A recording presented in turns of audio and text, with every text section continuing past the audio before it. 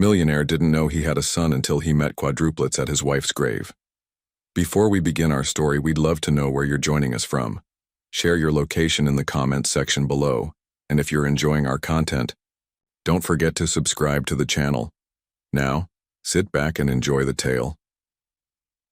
The autumn wind scattered golden leaves across Oakwood Cemetery as Richard Hamilton stood motionless before the freshly dug grave. The elegant mahogany casket was being lowered into the ground, taking with it the last physical remnant of Catherine, his beloved wife. The cold October air bit through his expensive overcoat, but Richard barely noticed. Nothing seemed to matter anymore. Not the empire of luxury properties he'd built across 3 continents. Not the billions in his accounts. Not the respectful distance his business associates maintained as they waited to offer condolences. "Sir," whispered James, his loyal assistant of 15 years, "the car is ready whenever you are." Richard nodded almost imperceptibly, his steel-gray eyes never leaving the casket. Catherine had been gone for 3 days, but the reality of her absence was only now crystallizing as dirt began to cover the polished wood. Acute myeloid leukemia, the diagnosis had come suddenly, and within months, the vibrant, brilliant woman who had been his partner in every sense was gone, leaving behind a void that echoed through his Manhattan penthouse in the corners of his heart. The funeral had drawn New York's elite, business partners, socialites, politicians, many who barely knew Catherine but understood the importance of being seen at such events. Richard resented their presence, their performative grief, their whispered speculations about his future now that he was alone again. Catherine had deserved better. She deserved privacy, dignity, and mourners who genuinely treasured her sharp mind and compassionate spirit. She deserved a future that stretched decades longer than her 42 years. As the service concluded, Richard stepped forward and placed a single white rose atop the mound of earth. It had been Catherine's favorite, simple, elegant, and classic, just like her. For a moment he closed his eyes, remembering her delighted smile when he'd bring home bouquets for no special occasion, just to see that expression light up her face. "I'll miss you every day," he whispered, words meant only for her. When he opened his eyes, ready to turn away and face a world without Catherine in it, something at the edge of his vision caught his attention. Near a massive oak tree about 30 yards away stood 4 small figures, watching the proceedings with unusual intensity. 4 little girls, identical in appearance, with honey-colored hair pulled back in matching navy blue headbands. They wore simple but neat dresses in different colors, yellow, blue, green, and purple, perhaps the only way to tell them apart. They appeared to be about 7 years old, and there was something eerily synchronized about their stance, their attention fixed directly on him. Richard frowned. They weren't dressed like the other attendees. They didn't seem to be with any of the adults present. And there was something about them, something in their solemn expressions, and the way they stood perfectly still, while other children their age might fidget or lose interest.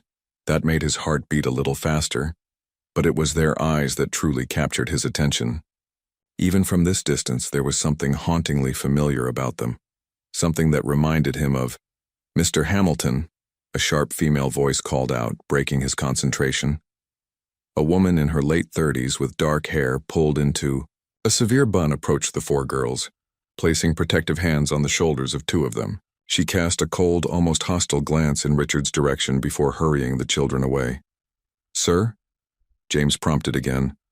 "Everyone is waiting to speak with you at the reception." Richard nodded absently, watching as the 4 identical little girls disappeared behind the oak tree with the woman. "James, did you see those children? The 4 identical girls?" James glanced in the direction Richard indicated. "Only briefly, sir. Perhaps relatives of the cemetery staff? Or a family paying respects at another grave?" "Perhaps," Richard murmured, though something told him there was more to it. "Let's get this reception over with. I need to be alone." Later that night in his penthouse 40 floors above Manhattan, Richard stood at the floor-to-ceiling windows, a glass of whiskey untouched in his hand. The city lights twinkled far below, a constellation of human activity continuing despite his personal apocalypse. On his desk sat a framed photograph of Catherine, taken on their 10th anniversary trip to Santorini. Her smile was radiant, her eyes, a unique shade between green and gold, sparkling with joy. Those eyes. Richard set down his glass and moved to his computer, pulling up the funeral video his assistant had arranged to have recorded. He fast-forwarded until he spotted the 4 little girls in the background, then zoomed in as much as the resolution would allow. There it was, unmistakable even in this grainy image. The same unique color, that same distinctive shape. Catherine's eyes looking back at him from 4 identical small faces.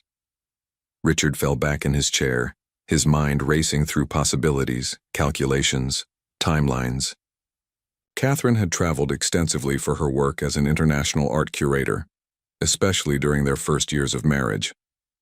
There had been a period, about 8 years ago, when she'd taken an extended assignment in Europe, when she'd become strangely distant for several months. "It's not possible," he whispered to the empty room, but the image on his screen suggested otherwise. His hand reached for his phone. "James, I need you to do something for me. Those 4 identical girls at the cemetery today, I need to know who they are. Everything you can find. And James, this stays between us." As he hung up, Richard looked again at Catherine's photograph, 1,000 questions forming in his mind. After 7 years of marriage, had his wife left behind secrets that would shatter his world for a second time? Richard barely slept that night, haunted by the image of 4 identical faces with Catherine's distinctive eyes. As dawn broke over the Manhattan skyline, he found himself staring at old photographs of Catherine, searching for clues he might have missed, signs of a secret she'd kept hidden. The intercom buzzed precisely at 9. James was nothing if not punctual, especially when the matter was urgent. "Enter," Richard called, setting aside the photo album as his assistant walked in, carrying a leather portfolio. "Sir, I have some preliminary information," James said, his usual professional demeanor tinged with uncharacteristic hesitation. "Though, I must say, gathering details about minors without raising suspicions was challenging." "I understand. Just tell me what you found," Richard replied, gesturing toward the chair opposite his desk. James opened the portfolio. "Their names are Lily, Emma, Sophia, and Olivia Reynolds, quadruplets born 7 years ago at New York Presbyterian Hospital. They live in Brooklyn with their aunt, Victoria Reynolds, who appears to be their legal guardian." He paused, glancing up at Richard. "Victoria Reynolds is Catherine's younger sister." Richard's fingers tightened around the armrest of his chair. Catherine had mentioned Victoria occasionally, a high school counselor who'd chosen a different path from Catherine's glamorous art world career. They'd never met. Victoria had always been too busy to attend any events with Catherine and Richard. "And their birth certificates?" Richard asked, his voice barely above a whisper. "Mother, Catherine Reynolds Hamilton. Father." James hesitated again. "Father not listed, sir." Richard stood abruptly, walking to the window. The timeline aligned perfectly. 8 years ago, Catherine had spent 6 months in Europe curating a major exhibition. When she returned, something had changed between them, a subtle distance he'd attributed to her intensive work schedule. They'd gradually found their way back to each other, but she'd never again mentioned wanting children, a topic they'd discussed early in their marriage. "She never told me," Richard said, more to himself than to James. "She never said a word about being pregnant, about having our children." "Sir, if I may," James said carefully, "we don't know with certainty that—" "I saw their eyes, James," Richard interrupted. "They have Catherine's eyes, the exact same unusual color. And the timing." He turned to face his assistant. "I need more. School records, medical history, everything about their lives. And I need to understand why Catherine kept them from me. There must be letters, journals, something." "I'll do what I can, sir. But approaching this matter directly might be delicate. If Victoria Reynolds has had custody all these years, she may have reasons for keeping the girls separated from you." Richard's expression hardened. "Find out everything.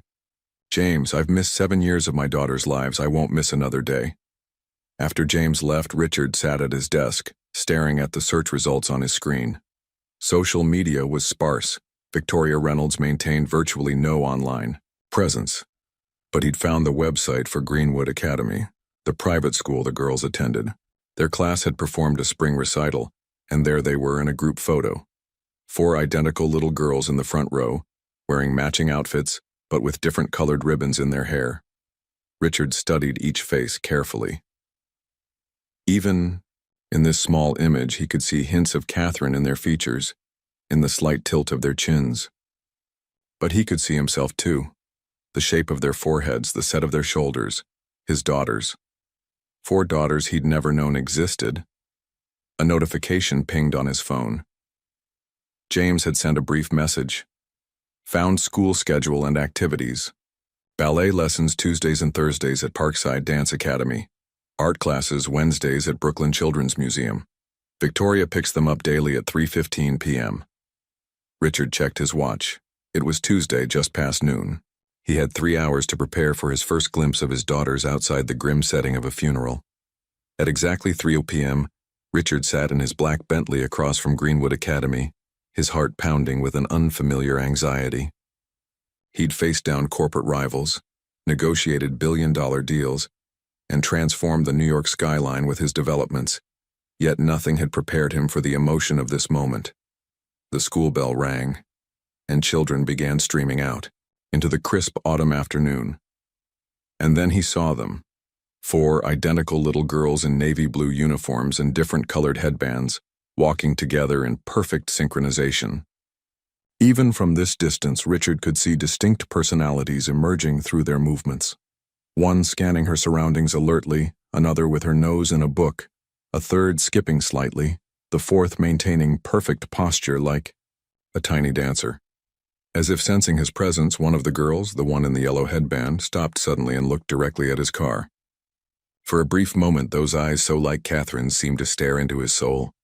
The moment shattered when Victoria appeared, ushering the girls toward a modest sedan parked nearby. Before they drove away, the girl in the yellow headband turned, again her gaze lingering on Richard's car with unmistakable curiosity. Richard started his engine, intending to follow at a discreet distance, when his phone rang. It was James again. "Sir, I've found something important. Catherine left a safety deposit box that was opened after her death. Among the contents was a sealed letter addressed to the girls, to be given to them on their 18th birthday.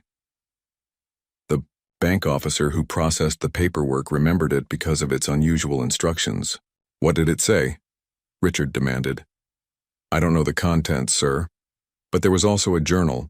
Victoria claimed all items as the girl's guardian, but according to my source, she was visibly upset by whatever she read in Catherine's personal papers."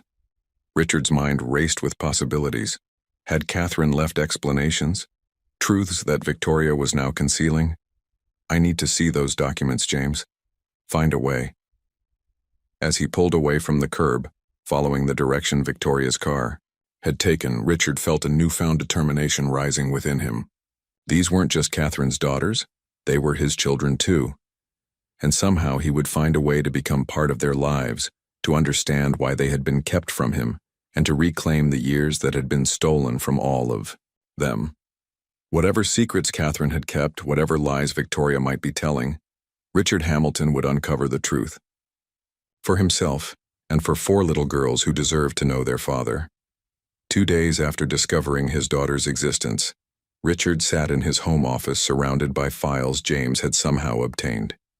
He stared at 4 birth certificates: Lily Grace Reynolds, Emma Rose Reynolds, Sophia Faith Reynolds, and Olivia Hope Reynolds, all born within minutes of each other at New York Presbyterian. Mother, Catherine Reynolds Hamilton. Father, not listed. "Why, Catherine?" he whispered, touching her photograph on his desk. "Why keep them from me?" James entered with a thin folder. "Sir, my contact at Catherine's law firm shared this. It's a copy of a letter found among her personal effects." Richard's hands trembled as he read, "My dearest Richard, if you're reading this, then fate has been unkind, and I've left this world before finding the courage to tell you the truth. 7 years ago, while in Paris, I discovered I was carrying our children. Yes, children. 4 miraculous little lives that would forever change mine. I made a choice then that I've questioned every day since. You were negotiating the Singapore development, the project that would establish your international reputation. When we spoke of children before, you'd always said someday, when your empire was secure, when the time was right. I couldn't ask you to choose between your dreams and a family you weren't ready for. So I chose for us both. I returned to New York, confided in Victoria, and together we created a story that would allow me to remain in your life while raising our daughters separately. It was never meant to be permanent. Each year I promised myself I would tell you when the time was right. But life has a way of making cowards of us all, and the right moment never seemed to come. The girls know of you. I've shared stories of their brilliant, visionary father.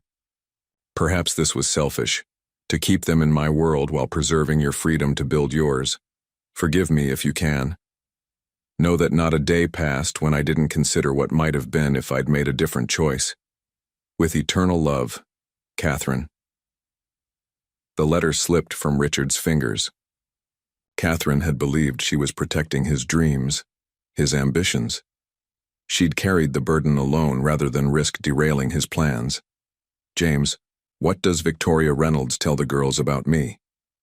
According to my sources, sir, she's fostered the belief that you abandoned Catherine upon learning of her pregnancy, that you chose your career over family. Richard's jaw tightened. So I'm the villain in their story. It appears so. Victoria Reynolds has filed for exclusive permanent guardianship. The hearing is next month. Richard stood, decision crystallizing. Contact Walsh. I want the best family law team assembled immediately. Sir, approaching this legally could be traumatic for... I've missed 7 years, James. I won't miss another day. Find me a way to meet my daughters properly. It's time they learned the truth about their father. For the next 2 weeks, Richard Hamilton lived a double life. By day, he was the formidable business magnate, commanding boardrooms and closing deals. But afternoons found him in places no one would expect: school performances, community parks, and outside dance studios. He watched his daughters from a distance, drinking in details of their lives, memorizing their mannerisms. Each girl, though identical in appearance, moved through the world distinctly. Lily, always in yellow, was clearly the protector. She walked slightly ahead of her sisters, her eyes constantly scanning surroundings, her posture alert. When a boy accidentally bumped into Emma outside school, it was Lily who stepped forward first, chin raised defensively. Emma, in blue, carried books everywhere. During a visit to the park, Richard observed her collecting leaves, examining each with scientific curiosity, before making notes in a small journal. She wore tiny glasses that somehow made her look even more serious. Sophia, in green, moved with artistic grace. At the community center where they attended art class, Richard glimpsed her paintings, vibrant, emotional works surprising from someone so young. The teacher spoke animatedly to Victoria, clearly impressed by Sophia's talent. Olivia, in purple, was the peacemaker. When her sisters disagreed over which playground equipment to use first, it was Olivia who suggested a rotation system, her small hands gesturing expressively until everyone nodded in agreement. They're extraordinary, Richard told James as they sat in the car after watching the girls' ballet practice. They appear to be, sir, James agreed. But I should warn you. My investigation has uncovered concerning financial circumstances. Victoria Reynolds is struggling. Catherine's medical bills consumed much of her savings, and Victoria's counselor's salary barely covers essentials. The tuition for Greenwood Academy comes from a trust Catherine established, but it doesn't cover everything 4 growing girls need. Richard's jaw tightened. My daughters shouldn't want for anything. Victoria has rejected financial assistance from Catherine's former colleagues. She's fiercely independent. Or simply preventing anyone connected to me from helping, Richard said grimly. Find out what they need most: clothes, books, anything, and arrange delivery anonymously. That evening, Richard studied the legal documents his attorneys had prepared. The paternity case was strong, especially with Catherine's letter, but courts favored established guardianship arrangements, particularly when children were thriving. His phone rang. James again. Sir, Victoria Reynolds just registered for teaching positions in Connecticut. I believe she's planning to relocate with the girls. Richard set down the papers, his decision made. Waiting wasn't an option anymore. Move up our timeline. I want to meet them properly. How do you suggest we approach this, sir? Victoria Reynolds has been careful to keep them away from you. Richard smiled slightly, his mind already formulating a plan. Everyone has patterns, James. Find me the right moment, the right place, somewhere Victoria can't simply rush them away. Somewhere public but intimate enough for conversation. As he hung up, Richard looked again at the photographs James had taken of the girls at their ballet practice. 4 perfect little dancers in matching tutus but different colored ribbons. His daughters. Soon, he promised himself. Very soon. Morrison's. Bookshop in Brooklyn Heights was the quintessential neighborhood bookstore, small, charming, with worn wooden shelves and the comforting scent of paper and binding glue. Richard had chosen it carefully after learning the girls visited every Saturday morning, while Victoria attended her yoga class next door. Richard arrived early, selecting a position near the children's section with a clear view of the entrance. He dressed down in jeans and a simple button-down shirt, a far cry from his usual tailored suits. In his hands was The Universe in You, A Child's Guide to Astronomy, a book James had discovered was on Emma's wish list. At precisely 10:15, the bell above the door chimed. 4 identical girls entered, immediately splitting up with practiced efficiency. Lily headed for adventure books, Emma for science, Sophia drifted toward art books, and Olivia made a beeline for stories about animals. Richard's heart pounded. He'd watched them from afar for weeks, but being in the same room, breathing the same air, it was overwhelming. These were his daughters, his and Catherine's legacy. He waited 10 minutes, then casually moved toward the science section where Emma was sitting cross-legged on the floor, completely absorbed in a book about planets. That's a good one, he said softly, indicating the book in her hands. Emma looked up, pushing her small glasses higher on her nose. It's okay, but it doesn't explain gravitational waves very well, she replied matter-of-factly. Richard couldn't help smiling. You're interested in gravitational waves? Yes. They're ripples in space-time caused by violent cosmic events. I did my science project on them last year. That's impressive. You know, I have a book here that might explain them better. He offered the astronomy guide. Emma's eyes widened as she read the title. This is the new edition.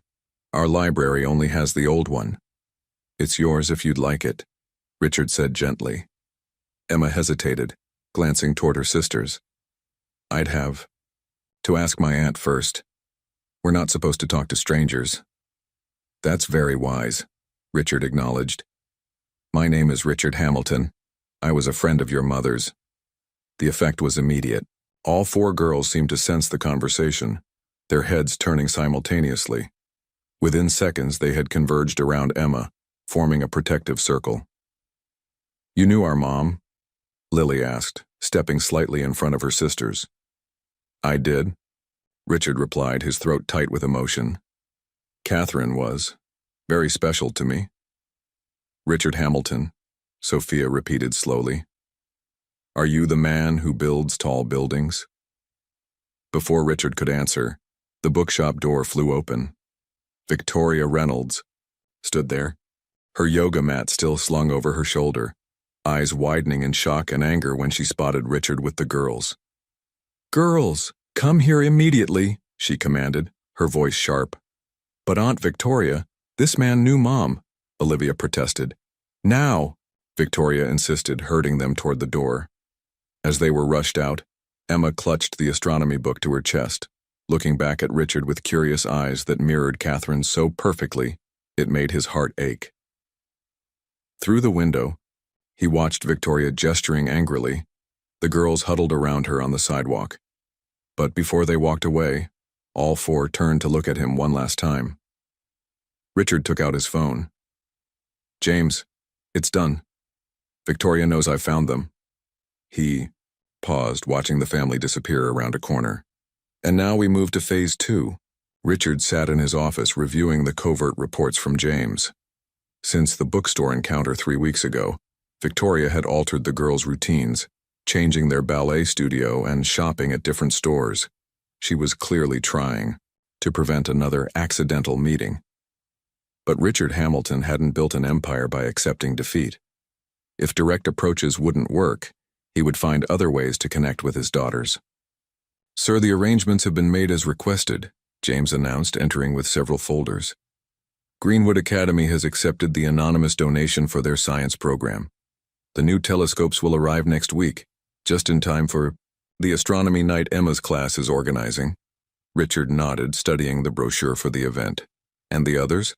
"The children's art exhibition has been expanded to include a special scholarship in Catherine's name. Sophia's teacher has already nominated her work for consideration." James continued. "The library has accepted the rare book collection donation. The adventure series Lily checked out 3 times will be prominently featured. And the music program Olivia participates in will receive new instruments and expanded hours, as requested." "Excellent," Richard said, leaning back in his chair. "Any change in Victoria's legal maneuvers?" James hesitated. "She's accelerated the guardianship petition and included language specifically barring any paternity claims. Our legal team believes she suspects your intentions." Richard's jaw tightened. "She's trying to prevent me from even establishing I'm their father." "Yes, sir. However," James continued, "our investigators found something concerning. Victoria has significant debt beyond Catherine's medical bills. Her house is facing possible foreclosure, and she's applied for teaching positions outside New York, Connecticut, Massachusetts, even as far as Ohio." Richard stood abruptly. "She's planning to take my daughters away." "It appears so, sir." Richard paced to the window, gazing at the city he'd helped shape. Somewhere out there, 4 little girls carried his blood, his legacy, and Victoria intended to ensure they never knew him. "The winter recital at their school," Richard said suddenly. "When is it?" "Next Friday evening, sir. But given Victoria's recent behavior, I'll be there. Not as a spectator, but as a sponsor. Contact the school. I want to establish a performing arts endowment in Catherine's name, one that requires the donor's presence at major events." James nodded, understanding dawning on his face. "A position Victoria cannot protest without seeming ungrateful to the school." "Exactly." Richard turned from the window, a determined gleam in his eye. "Also have our team accelerate the legal preparation. If Victoria intends to leave New York, we need to be ready to file for emergency intervention." After James departed, Richard opened his laptop to review photographs of the 4 girls from their ballet recital. Lily's determined expression, Emma's precise movements, Sophia's artistic flourish, and Olivia's joyful presence. His phone chimed, with a message from an unknown number. He opened it to find a photograph of Emma beaming beside a new telescope, with text. "Thought you might want to see this. She hasn't stopped talking about stars since. Ms. Jenkins, science teacher." Richard smiled, hope rising in his chest. Small connections, invisible threads. He was slowly weaving himself into his daughters' lives. Victoria might control their schedules, their home, even their perceptions of him, but she couldn't isolate them completely from the world, or from a father determined to know his children. The auditorium at Greenwood Academy hummed with excitement as parents found their seats for the winter recital. Richard arrived early, impeccably dressed but intentionally understated, as the newly announced benefactor of the Catherine Reynolds Hamilton Performing Arts Fund. His presence was not only accepted but welcomed by school administrators. Victoria spotted him immediately upon entering with the girls. Her face tightened, but with the school's headmistress hovering nearby, she could only manage a curt nod before guiding the quadruplets to the preparation area backstage. "Mr. Hamilton, such a pleasure to have you with us tonight," gushed Headmistress Winslow. Your generous endowment will transform our arts program. Catherine valued education in the arts, Richard replied. I'm simply honoring her memory. The headmistress beamed. The Reynolds girls are performing a special dance number tonight. Such talented children. They must remind you of Catherine. Yes, Richard said softly. They do. The lights dimmed and the show began. Richard sat through several performances, applauding politely but waiting for only one act. Finally, the announcer called, "Please welcome Lily, Emma, Sophia, and Olivia Reynolds performing Waltz of the Snowflakes." The curtain rose to reveal 4 small figures in white tutus, positioned like delicate snowflakes on the stage. As the music swelled, they began to dance, moving with surprising grace and coordination for 7-year-olds. Richard leaned forward, transfixed. Though identical in appearance, each girl brought something unique to her performance. Lily's movements were precise and controlled. Emma danced with mathematical accuracy. Sophia added artistic flourishes to each turn. Olivia seemed to feel the music most deeply, her expression transported. When the performance ended, the audience erupted in applause. Richard stood, unable to contain his pride, his heart overflowing with an emotion he'd never experienced before. Backstage after the show, Richard strategically positioned himself near the refreshment table where families gathered. He chatted with the headmistress until, inevitably, the 4 little dancers appeared in their regular clothes, each wearing their signature colors. It was Sophia who spotted him first, tugging on Emma's sleeve and whispering urgently. All 4 approached cautiously, with Victoria distracted by another parent. "You're the man from the bookstore," Lily stated, her yellow headband slightly askew from changing out of her costume. "I am," Richard confirmed, kneeling to their level. "You all danced beautifully tonight. Did you know our mom was a dancer too?" Olivia asked, her eyes wide. "I did. She loved ballet, especially Tchaikovsky." Emma adjusted her glasses.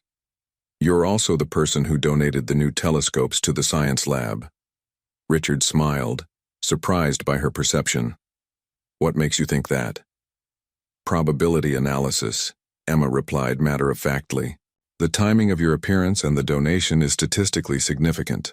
Before Richard could respond, Victoria materialized beside them, her expression stormy. "Girls, it's time to go." "But Aunt Victoria," Sophia protested, "Mr. Hamilton was telling us about Mom." "He hardly knew your mother," Victoria said sharply. Richard stood, meeting Victoria's gaze directly. "Actually, I knew Catherine very well. We shared many important moments together." Something flashed in Victoria's eyes. Fear, perhaps, or anger. "Girls, wait by the door," she ordered. Once they reluctantly moved away, Victoria stepped closer, to Richard. "Stop this," she hissed. "You abandoned Catherine when she needed you most. You have no right to intrude on their lives now." "Is that what you've told them?" Richard asked quietly. "That I abandoned their mother and them? We both know that's not true. Catherine never told me about the pregnancy." "Because she knew what kind of man you were. Ambitious, selfish, focused only on your empire," Victoria retorted. "Or perhaps," Richard suggested, his voice level despite his rising anger, "she made a choice she later regretted, as her letter indicates." Victoria paled. "You found her letter?" "I did. And I won't allow you to keep my daughters from me any longer, Victoria. Not with lies, not with legal maneuvers, not by fleeing to Connecticut or Ohio." Before Victoria could respond, Sophia returned, tugging at her aunt's sleeve. "Can Mr. Hamilton come to our birthday party next week, please? He could tell us stories about Mom." Victoria and Richard locked eyes in silent battle. Finally, Victoria forced a smile. "We'll discuss it later, sweetie." But Richard had seen it, the first crack in Victoria's armor, and he intended to widen it whatever it took. Richard checked his watch as he paced the length of his office. 3 days had passed since the recital, and he'd heard nothing about Sophia's birthday party invitation. He'd begun to wonder if Victoria would simply ignore it, hoping the girls would forget. "Sir, James interrupted, entering with a small envelope. This was just delivered by courier. Richard recognized the childish handwriting immediately. Opening it revealed a handmade invitation decorated with glitter and watercolor flowers. You are invited to our 8th birthday, Saturday at 2 p.m. please. Come and tell us stories about Mom from Lily, Emma, Sophia, and Olivia at the bottom, in an adult's handwriting limited to 1 hour. VR, she gave in. Richard murmured, surprised. Not willingly, I suspect, James replied. Our contact at the school mentioned the girls have been quite persistent, asking daily if you'd been invited yet. Richard smiled. Catherine's determination lived on in their daughters. Saturday arrived with Richard feeling uncharacteristically nervous. He'd faced billion-dollar negotiations with less anxiety than this children's party. The gift he'd chosen had been carefully considered. A jewelry box containing 4 delicate silver bracelets, each with a unique charm representing each girl's interests, along with a framed photograph of Catherine he'd found in his personal collection, one they'd likely never seen. Victoria opened the door with a tight smile. 1 hour, as agreed. The modest home was decorated with balloons and streamers, the dining table set with a homemade cake and small piles of presents. 6 or 7 children from school were playing in the living room, supervised by another adult who eyed Richard curiously. Mr. Hamilton. Olivia spotted him first, rushing over in her purple dress. You came. The other 3 quickly joined her, all wearing matching dresses in their signature colors. Happy birthday, Richard said, handing over his carefully wrapped gift. This is for all 4 of you to share. The girls opened it together, gasping at the bracelets. Mine has a telescope charm, Emma exclaimed. And mine has a paintbrush, Sophia added, delighted. Lily examined hers. A book. How did you know I like reading adventures? And mine has a music note, Olivia finished. They're perfect. Victoria watched from across the room, her expression unreadable as the girls excitedly put on their bracelets. What's this? Sophia asked, finding the framed photograph. Your mother at an art exhibition in Paris, Richard explained. She was explaining why Monet's water lilies made her cry. The girls crowded around the image, transfixed by this new glimpse of their mother. She looks happy, Olivia whispered. She was, Richard confirmed. Catherine found joy in beauty. Come, see our room, Emma suddenly suggested. We have Mom's things there. Before Victoria could object, Richard was being led down a hallway by 4 eager tour guides. Their bedroom was small for 4 growing girls. 2 bunk beds arranged perpendicularly, each corner personalized with their individual styles. This is our special box, Lily explained, retrieving a wooden container from a bookshelf. It has all Mom's important things. Inside were treasures, ticket stubs, dried flowers, a small watercolor painting, and photographs, including, to Richard's shock, one of him and Catherine at a benefit gala years ago. Mom told us you were her special friend, Sophia said softly. She said you were building important things all over the world.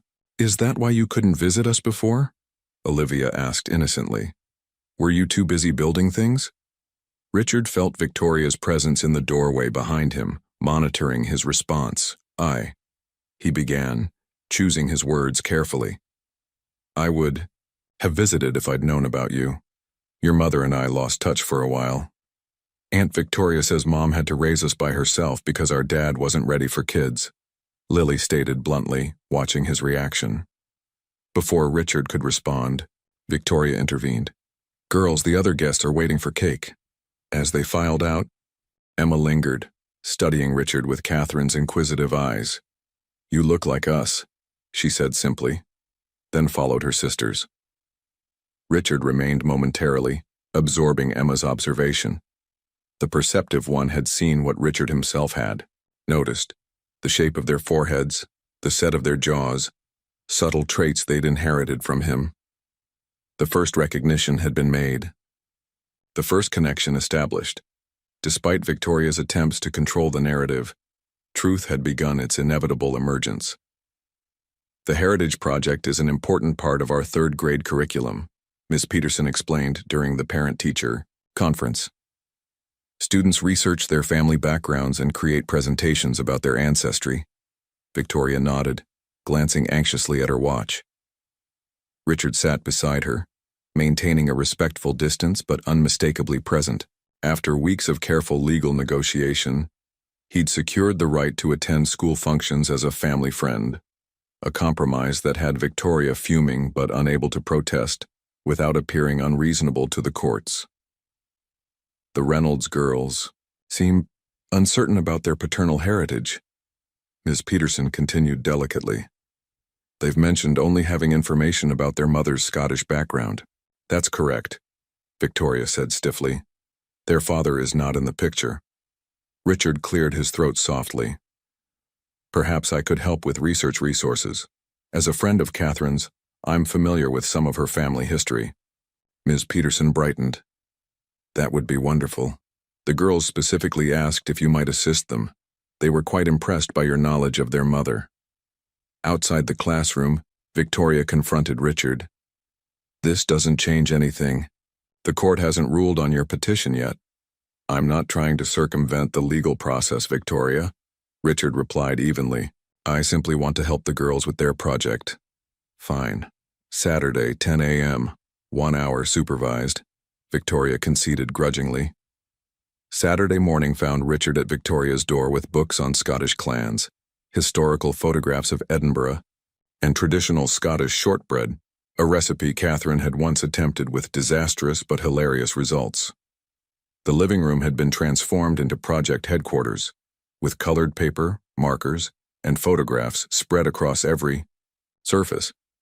4 identical faces greeted him with varying degrees of enthusiasm, Olivia bouncing excitedly, Sophia smiling warmly, Emma analyzing him thoughtfully, and Lily maintaining her protective reserve. Before we start, Lily announced formally, we need to talk about something important. Victoria moved closer from the kitchen doorway, clearly concerned. We had a family meeting, Lily continued, and we made some rules about you. Richard set down his materials, surprised by this development. That sounds very responsible. May I hear these rules? Lily produced a carefully folded paper from her pocket. Rule 1. You can tell us about Mom, but you can't try to replace her. I would never try, Richard said softly. Your mother was irreplaceable. Rule 2. If you promise something, you have to do it. No exceptions. Absolutely fair, Richard agreed. Emma adjusted her glasses. Rule 3. No buying our friendship with expensive presents. Rule 4, Sophia added, is that you have to be honest with us. Richard felt the weight of this request, glancing briefly at Victoria. I promise to always be honest with you. And Rule 5, Olivia finished, is that if we decide we don't want to see you anymore, you have to respect that. The last rule struck Richard like a physical blow. These children, his daughters, were asserting their independence, establishing boundaries in a world where adults had made all their decisions. I accept all your rules, he said solemnly. Thank you for being so clear about what you need. Something in Lily's posture relaxed slightly. Okay then. We can start the project. Now, for the next hour they worked together assembling their presentation. Richard shared stories about Catherine's college days and Scottish traditions, carefully navigating around questions that might lead to paternity revelations. As they arranged photographs on their poster board, Emma suddenly asked, Did you know our dad? The room went silent. Victoria tensed visibly. Before Richard could formulate a response, Charlotte intervened. Girls, why don't you show Mr. Hamilton the drawings you made for the Scotland section? The moment passed, but as Richard helped Sophia paste tartan patterns onto their display, he noticed all 4 girls exchanging meaningful glances.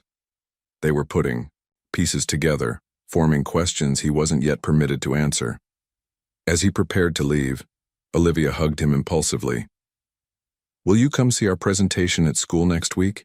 I'd like that very much, Richard replied, looking to Victoria for permission.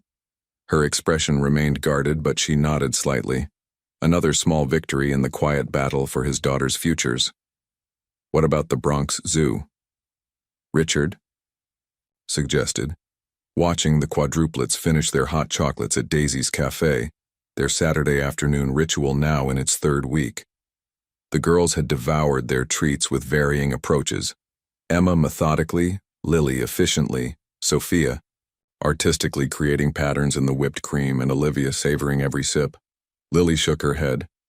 We've been there twice already. Mom took us last spring. The Museum of Natural History? Richard tried again. Been there too, Emma replied, adjusting her glasses.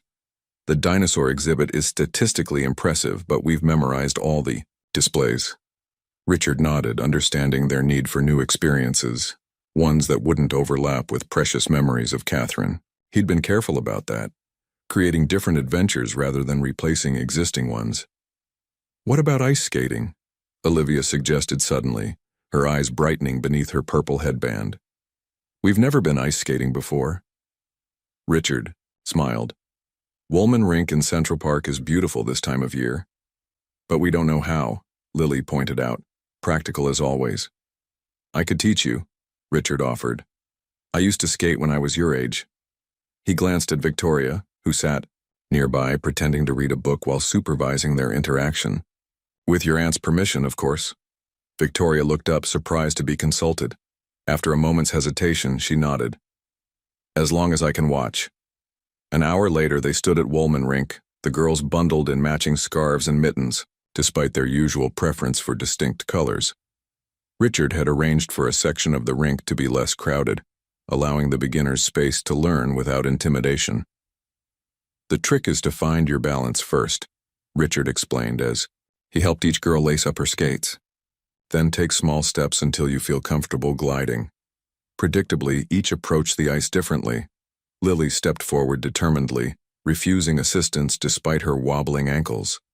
Emma analyzed other skaters first, calculating the optimal angle for balance. Sophia admired the artistic lines left by blades on fresh ice. Olivia simply giggled with excitement, clutching Richard's hand tightly. Each fell within the first 5 minutes. That's normal, Richard assured them, helping Emma up after a particularly dramatic tumble. Everyone falls when they're learning. Even you? Sophia asked, already trying to stand again. Especially me, Richard laughed. My first time I fell so often my mother threatened to use me as a mop for the ice.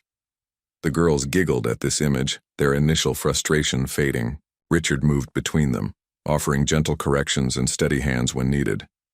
By the second hour, all four could make wobbly circuits around the rink with minimal assistance. Watch me, Hannah called, letting go of Richard's hand to glide forward independently. She wobbled but maintained her balance, face alight with accomplishment. I'm doing it too, Emma joined in, attempting a small turn that nearly ended in disaster before Richard caught her elbow. Even Lily seemed to be enjoying herself, her usual serious expression softened into concentration as she perfected her technique. As the afternoon waned, the girls grew tired but refused to quit, determined to master this new skill. When Sophia took a hard fall, tears springing to her eyes despite her attempts to be brave, Richard knelt beside her on the ice. You know, he said gently, even professional skaters fall. The important part is getting back up. Sophia sniffled. Does it always hurt this much? Not always, Richard answered honestly. It gets easier and you get stronger. She studied his face, then nodded, allowing him to help her up.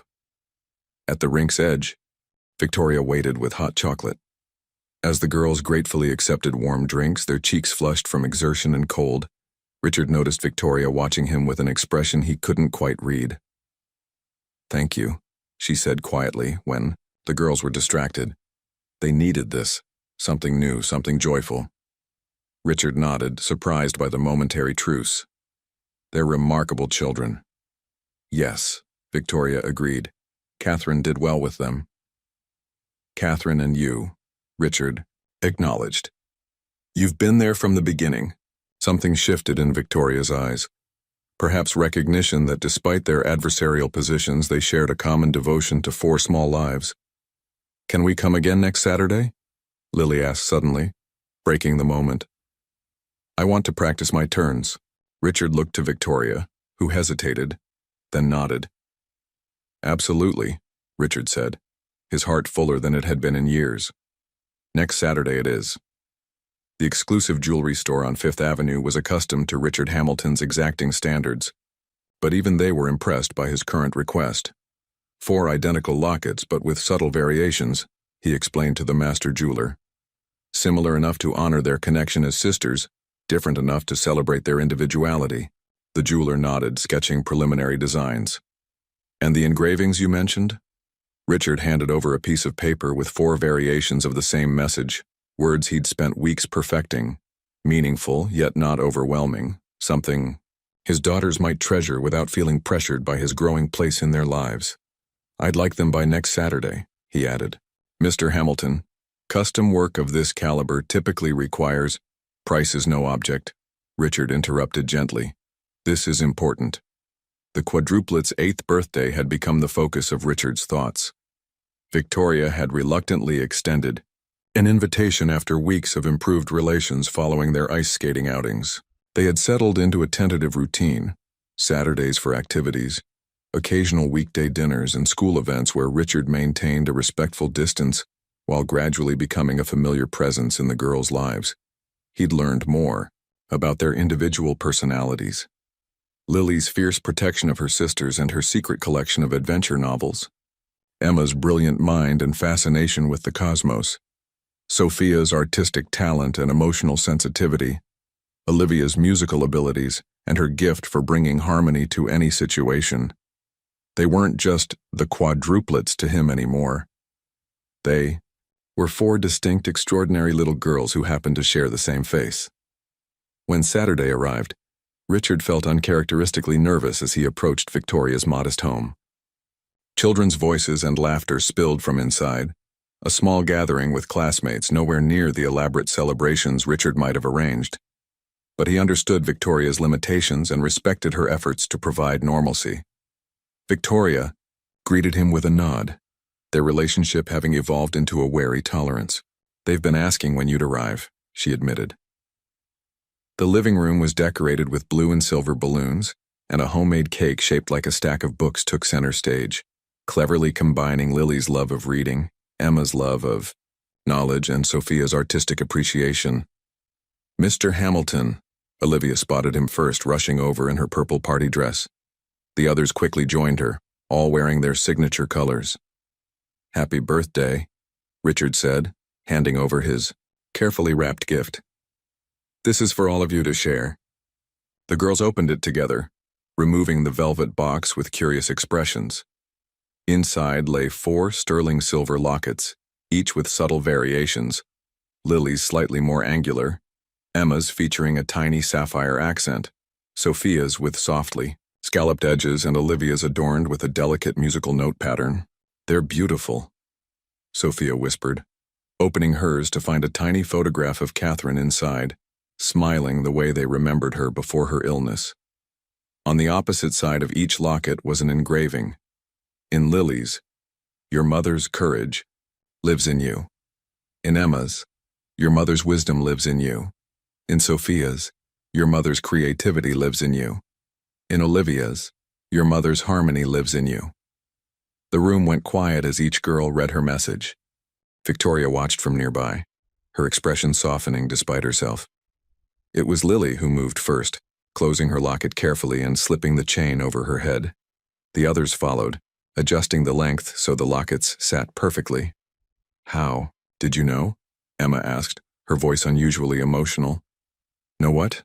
Richard asked gently. These are the things Mom used to tell us, Lily explained, her fingers touching the locket.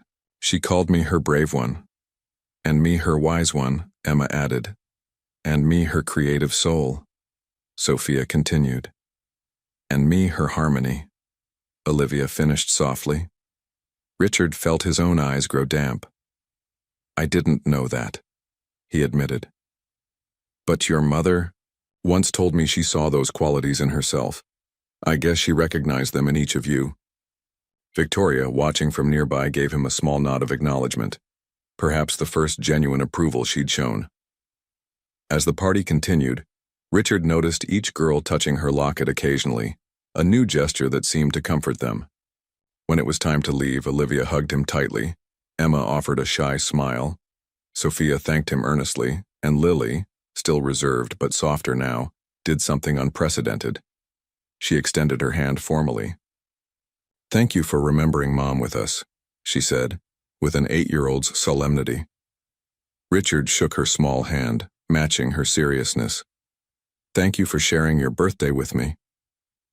As he left, he noticed all 4 girls watching from the window, their new lockets catching the afternoon light.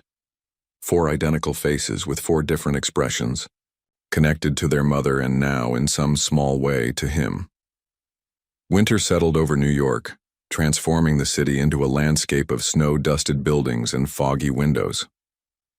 For Richard, the changing season brought new rhythms to his evolving relationship with the Quadruplets. Saturday ice skating had become a tradition, the girls improving each week with growing confidence.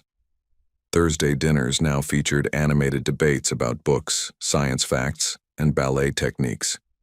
Occasionally, when Victoria needed an evening to herself, Richard would step in, not babysitting, as Lily firmly pointed out, but hanging out. On one such evening in early December, Richard arrived at the brownstone with a leather portfolio tucked under his arm. The girls greeted him with their distinctive styles, Olivia with an enthusiastic hug, Sophia with a detailed explanation of her latest painting, Emma with a fact about Jupiter's moons, and Lily with a careful assessment of his punctuality. "What's that?" Lily asked, pointing to the portfolio as Richard hung up his coat. "Something I wanted to show you after dinner," he replied casually. Victoria had left homemade lasagna, and the 5 of them fell into their routine.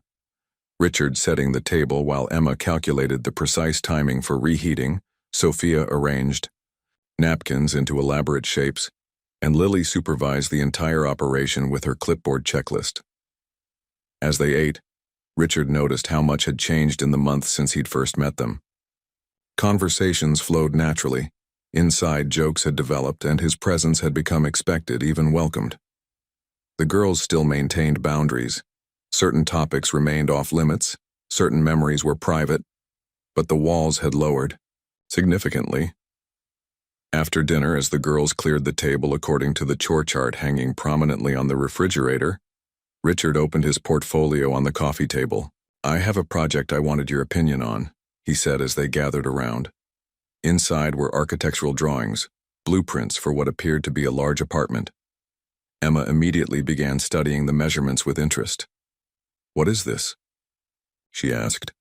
"I'm thinking of moving," Richard explained. "My current place is too big for just one person and doesn't feel much like a home. These are plans for a new apartment I'm considering." Sophia peered at the drawings. "It has 4 bedrooms." "Yes," Richard confirmed carefully. "1 master bedroom, and 3 others. I was hoping you 4 might help me decide how those rooms should be designed." The Quadruplets exchanged glances, one of their silent conferences that Richard had come to recognize. "Why do you need 4 extra bedrooms?" Lily asked directly, ever the pragmatist. Richard took a deep breath. This was a delicate moment, not a full revelation, but a step toward it. "Well," he said gently, "I thought it might be nice if someday you 4 might want to stay over occasionally, if that's something you'd be comfortable with." Another silent exchange between the sisters, then Emma asked, practical as always. "Our aunt would have to approve." "Of course," Richard agreed quickly. "I've already spoken with Victoria. She thinks it might be a good idea eventually, but only if you want to." Sophia was already examining the blueprints with excitement. "Could we each have our own room with different colors?" "That's exactly what I was thinking." Richard smiled. "Each room designed specifically for each of you." Lily remained skeptical. "We've never stayed anywhere without Aunt Victoria, not since Mom." "I understand," Richard said gently. "This isn't something that has to happen right away. It's just planning for possibilities." Emma adjusted her glasses, studying the layout. "The corner room gets the most natural light. It would be optimal for my telescope." "I'm evaluating options," Emma corrected. It's hypothetical analysis. Sophia had already grabbed a pencil and was sketching ballet dancers along the margin of the blueprint. My room could have a bar along one wall for practice. Richard watched them carefully, gauging their reactions. This was delicate territory, suggesting a deeper integration into their lives, a more permanent connection. Unexpectedly, it was Lily who asked the question that had been hovering unspoken for months. Why are you doing all this? Why do you care about us so much? The room went quiet. Richard felt 4 identical pairs of eyes watching him, waiting. He chose his words carefully. Because you 4 are the most important people in my life now.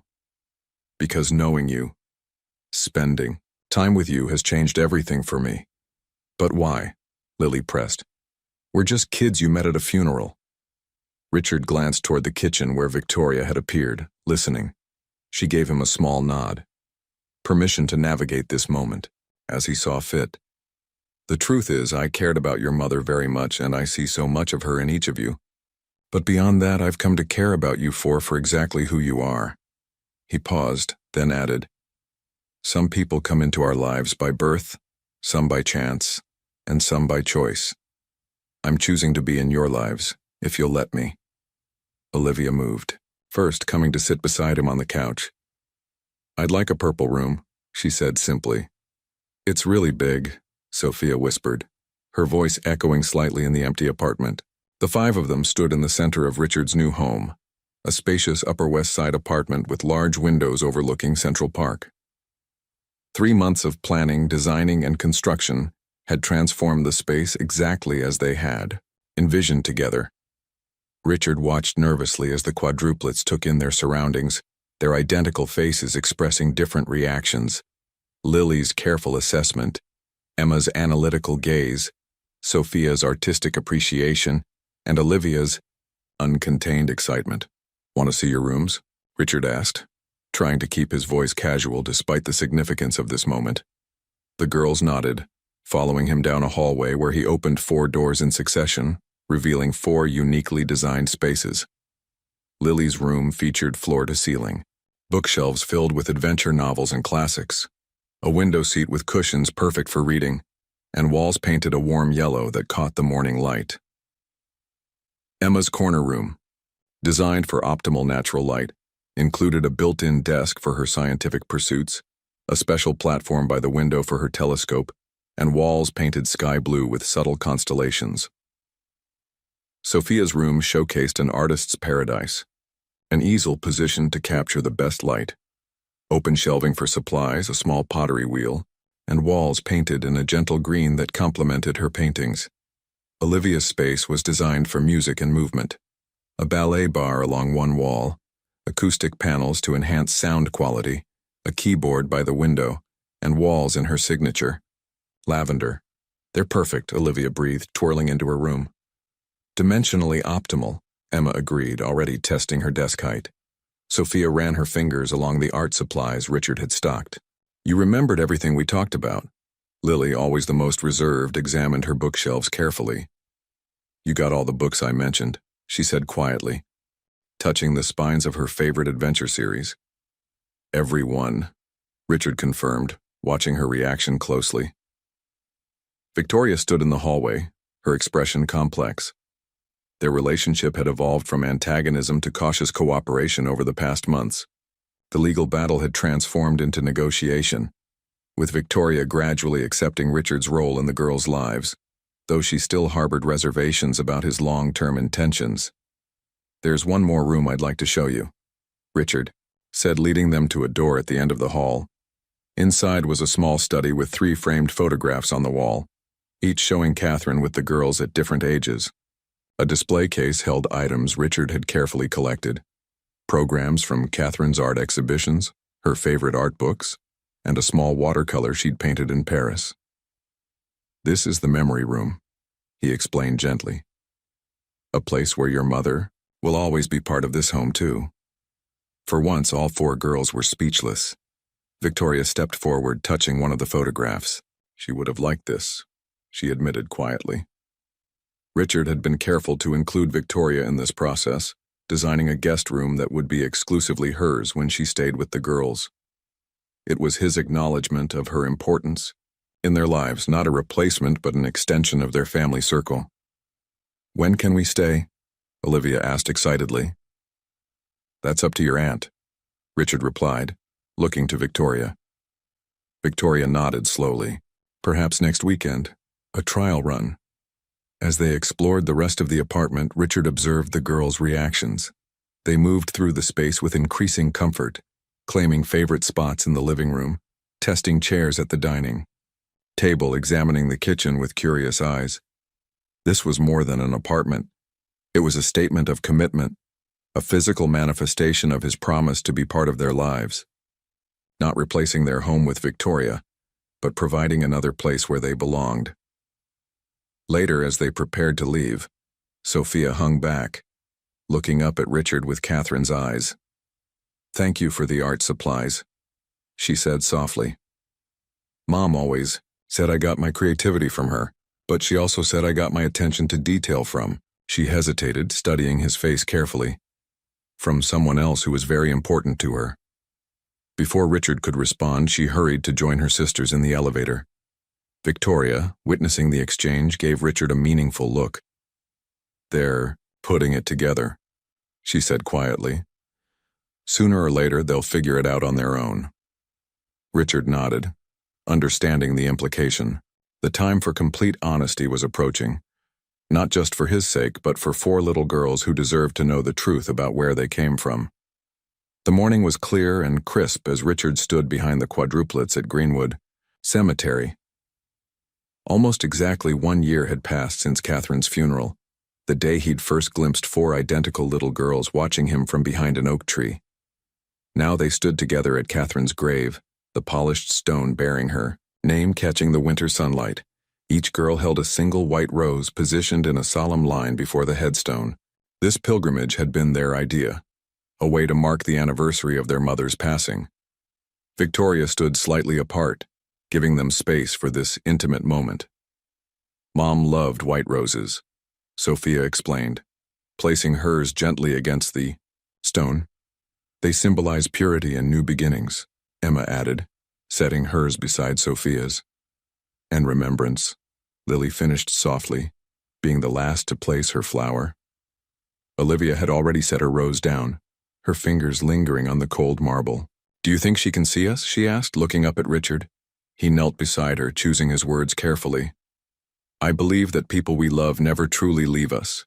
They live on in our memories, in our hearts, and in the parts of ourselves that come from them." Victoria had helped him prepare for this day, sensing the girls were finally ready for deeper truths.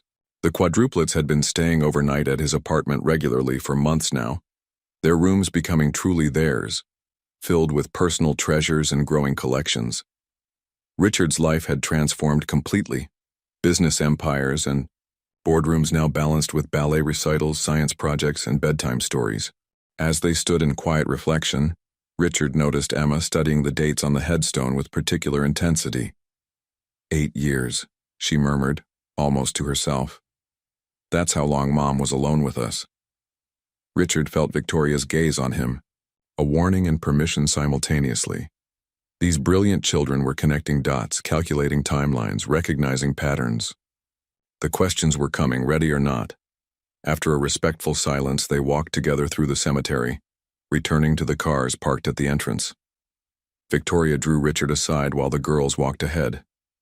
"They found something yesterday," she said quietly, "while packing for their next stay at your apartment." Richard's heart quickened. "What was it?" "Letters. In the back of Catherine's desk drawer. One she never sent to you, explaining about her pregnancy, about the girls." They read them. Victoria's expression was complex: regret, resignation, relief. "I've answered their questions as honestly as I could, but they need to hear the truth from you." Richard watched his daughters walking ahead, 4 identical profiles against the winter landscape. "Are they angry?" "Confused," Victoria corrected. "But also hopeful, I think." As they reached the cars, Lily suddenly turned, her expression serious as her eyes met Richard's. "We need to talk to you," she announced with the directness that was so characteristically hers. "Alone?" Victoria nodded. "I'll see you all at home later," she said, an acknowledgement that this conversation belonged to Richard and his daughters. In the warmth of Richard's car, 4 solemn faces turned toward him. No one spoke for several moments. The only sound, the gentle hum of the heater. "We know," Lily finally said simply. Richard's heart stopped. "Know what?" "That you're our father," Emma clarified. "Practical as always.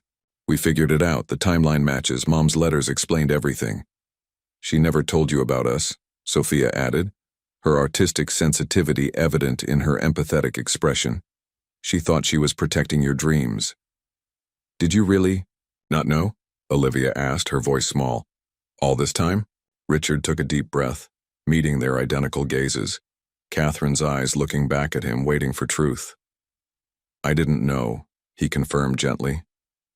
"Not until I saw you at the funeral. If I had known, nothing would have kept me from you." "Nothing?" "Aunt Victoria said Mom was trying to be noble," Emma observed. "Statistically improbable but emotionally consistent with her character." Despite the tension, Richard smiled at Emma's analytical perspective. "Your mother believed she was doing what was best for everyone. She made a choice I wish she hadn't, but I understand why she did." "So what happens now?" Lily asked, ever focused on practical next steps. "That's up to you," Richard answered honestly. "I've already fallen in love with who you are, your courage, your brilliance, your creativity, your kindness. I would be honored to be your father, but only if that's what you want." The car fell silent again, as 4 identical faces considered. His words, their expressions shifting as they processed this confirmation of what they'd already deduced.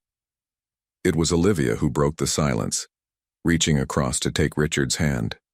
"I think," she said with the simple clarity that was her gift, "Mom would be happy you found us." Spring had returned to New York, the city awakening from winter's grip with tender green buds in Central Park and a gentler quality to the light. 1 year after Catherine's death, life had found a new rhythm, a delicate balance between honoring what was lost and embracing what remained. Standing in the spacious living room of his Upper West Side apartment, Richard watched as movers carried, in colorful suitcases and boxes. After months of legal negotiations, court-appointed evaluations, and careful transitions, today marked the official beginning of shared custody between Richard and Victoria. The Quadruplets would spend weekdays at Richard's apartment, close to their school, and weekends at Victoria's home in Brooklyn. "Where does this go?" asked a mover holding up a science kit. "Emma's room, the blue one with the star chart on the wall," Richard directed. Each girl was overseeing the placement of her treasured possessions differently. Lily had created a detailed inventory and checklist, methodically ensuring nothing was misplaced.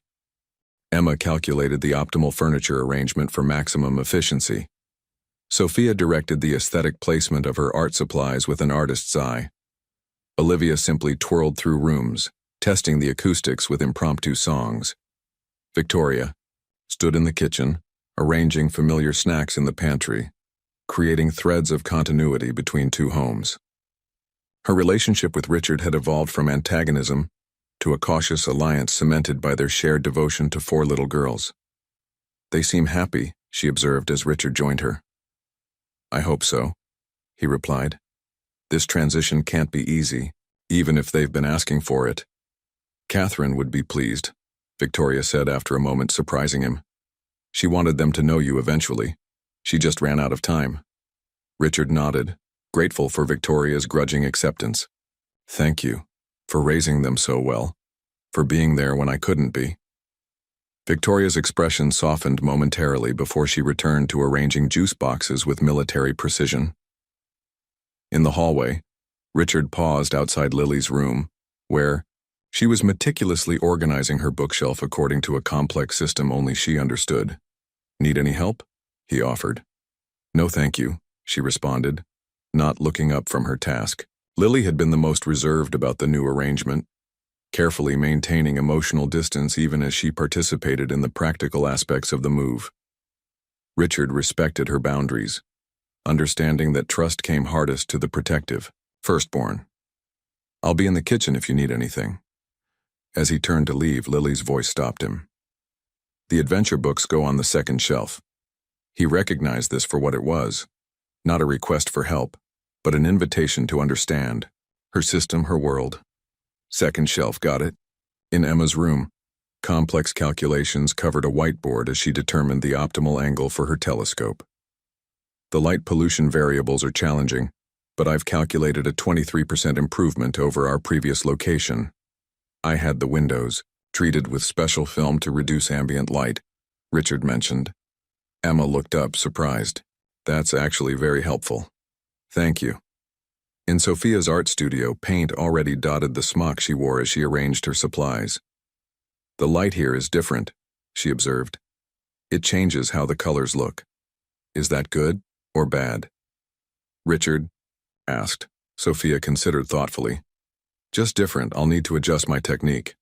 She smiled suddenly. Mom always said artists need to embrace change. Finally, in Olivia's music room, Richard found her sitting at the keyboard, playing a gentle melody that echoed through the apartment. "It's Mom's song," she explained when she noticed him listening. "The one she used to hum when she was happy."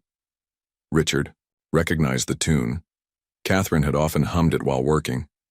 "It's beautiful." Olivia patted the bench beside her. "I could teach you the notes." Later, as evening approached, Richard and Victoria prepared dinner together in a strange domestic partnership neither could have imagined a year earlier. The girls set the table, their movements synchronized yet distinct, each contributing in her unique way. As they gathered for their first official dinner in this new arrangement, an awkward silence fell. This was more than a meal. It was the beginning of a new chapter, acknowledgement of a truth long hidden. Lily, ever the leader, finally spoke. "We made something for you," she said to Richard, her voice carefully neutral as she nodded to her sisters. From under the table they produced a simply wrapped package. Inside was a frame containing 4 separate photographs, each girl in her signature color, smiling at the camera. Across the bottom in different handwriting were 4 signatures: Lily, Emma, Sophia, and Olivia, followed by a single word in each child's script: Dad. Richard stared at the gift, emotion overwhelming him. When he looked up, 4 identical faces watched him, Catherine's eyes reflected in each, but with expressions uniquely their own. "Is that okay?" Olivia asked softly. "If we call you Dad now?" "Nothing," Richard said, his voice breaking, "would make me prouder." As they began their meal together, Richard knew that this makeshift family, born of secrets, united by love, had finally found its truth. 4 daughters he never knew existed had become the center of his world. The legacy Catherine had left them both, the future neither had dared to imagine. And somewhere he believed Catherine was smiling.